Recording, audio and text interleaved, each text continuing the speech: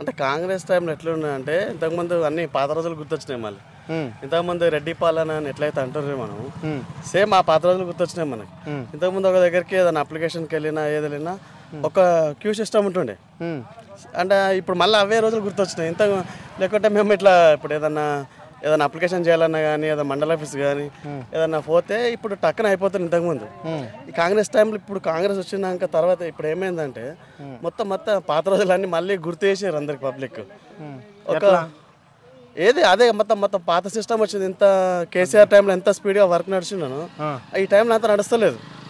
అంత డల్ అయిపోయింది, అంత స్పీడ్గా లేదు. అంటే ఎక్కడేసిన గొంగడు అక్కడే అన్నట్టు చాలా వర్క్ స్లో డీలే నడుస్తుంది కాంగ్రెస్ గవర్నమెంట్. అవును, కాంగ్రెస్ టైంలో అట్లా నడిచింది. ఇంత టీఆర్ఎస్ ప్రభుత్వం ఉన్నప్పుడు కేసీఆర్ సీఎం ఉన్నప్పుడు అట్లా నడవలేదు. ఏదైనా పని కావాలంటే ఖచ్చితంగా 2 డేస్లో అయ్యే పని ఖచ్చితంగా అయిపోతుండే. దానికి ఇంత ఫార్మాలిటీస్, ఇంత క్యూ కట్టడం, ఇట్లా లైన్గా చేయడము, ఒక ఫార్మాలిటీస్ అనేది ఏం లేకుండే అంత స్పీడప్ వచ్చింది. ఇప్పుడు చూడండి ఒక్కొక్కరు ఇప్పుడు భూముల విషయంలో రియల్ ఎస్టేట్ ఎవరైతే రియల్ ఎస్టేట్ అగ్రిమెంట్ చేసుకొని ఉన్నారో ఎట్లా నెక్స్ట్ మళ్ళీ టీఆర్ఎస్ గెలుస్తుందని అట్లాంటి వాళ్ళు ఇప్పుడు మొత్తము వాళ్ళ పెట్టిన అమౌంట్ అక్కడనే పోయింది. రియల్ ఎస్టేట్ మీద ఎవరైతే ఆశలు పెట్టుకున్నారో వాళ్ళంతా జీరో అయిపోయారు ఈరోజు. మీరు ఒకసారి మార్కెట్ అక్కడ బస్ స్టాండ్ సైడ్ మార్కెట్కి వెళ్ళినప్పుడు రియల్ ఎస్టేట్ డానే కదా, రియల్ ఎస్టేట్ బాగానే చేస్తుండే కదా. డానే అండి, కరెక్ట్ కాదని ఎవరు అన్నారు, కానీ ఇప్పుడైతే లేదు కదా, దానికి టైం ఉంది. మరి ఇప్పుడైతే రియల్ ఎస్టేట్లో అయితే ఏం జీరో అయిపోయింది. రియల్ ఎస్టేట్ కేసీఆర్ ఉన్న టైంలో ఒక ఎకరాకు ఇట్లా ₹1,00,00,000 ఉండే, నియర్ బై రోడ్కు ఉంటే 1 CR ప్లస్ ఉండే. ఇప్పుడు 50 లక్షలు పెట్టి కొన్ని కూడా ఎవరు ముందుకు వస్తలేడు. ఎందుకు వస్తారు? మొత్తం కాంగ్రెస్ టైం వచ్చి మొత్తం 50% మొత్తం పడిపోయిందండి రియల్ ఎస్టేట్.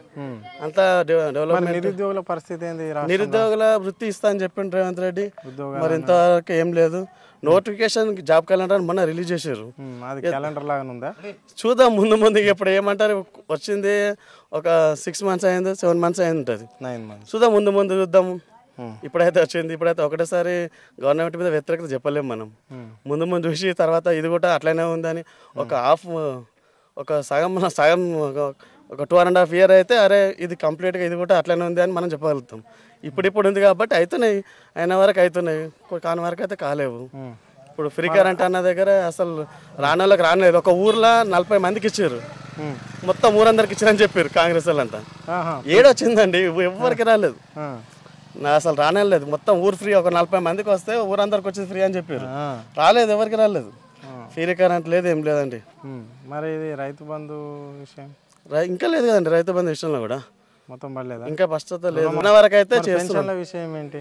పింఛన్ల విషయంలో కూడా అంటే ఇంతవరకు ఏం టైంకి అయితే వేస్తలేదు. ఇంతకుముందు ఎట్లా అంటే ఒక టైంలో అవుతుండే పింఛన్ వేస్తుంది, మరి ఇప్పుడైతే టైంకి అయితే రావట్లేదు. పింఛన్ 4,000 చేస్తా అని చెప్పిండు, 4,000 కాదు వచ్చే 2,000 కూడా వస్తారు సరిగా టైంకు. అది కూడా ఒక నెల డ్యూ ఉండి ఇంకో నెల వేస్తున్నట్టు ఉన్నది పని. ఒక 10 తారీఖు వేసే లోపు వేసేది 25, ఒక ఎగ్జామ్ అంటే మంత్ కంప్లీట్ అయిపోయే లోపు వేస్తున్నారు. అది 4,000 అన్నాడు, ఇంకా 2,000 వేస్తున్నాడు. మరి ముసలోళ్ళు ఏమనుకుంటున్నారు? అరే ముసలోళ్ళు మా కేసీఆర్ బాగుండే, మాకు అన్ని విధాలు కేసీఆర్ బాగుండే. కేసీఆర్ టైంలో అన్ని పనులు జరిగినాయి, మాకు ఇంతగానో కష్టపెట్టలేరు, మాకు అన్న పనులు అన్ని చేసారు. ఏదో పబ్లిక్ అట్లా ఆశ చూపెట్టిండ్రు కాంగ్రెస్ వాళ్ళు, ఇది గెలిస్తే అది చేస్తాం అది చేస్తాం. చేసిన వరకు చేసారేమో కానీ పింఛన్ల విషయంలో కానీ కరెంటు విషయంలో కానీ, కరెంటు విషయంలో కేసీఆర్ స్పష్టంగా మళ్ళీ గుర్తొస్తారండి పబ్లిక్. కరెంటు విషయంలో ఏంటంటే అరే కరెంటు పోతే కేసీఆర్ టైంలో ఇట్లా ఇన్నిసార్లు కరెంటు విషయంలో ఇబ్బంది కలగలేదు.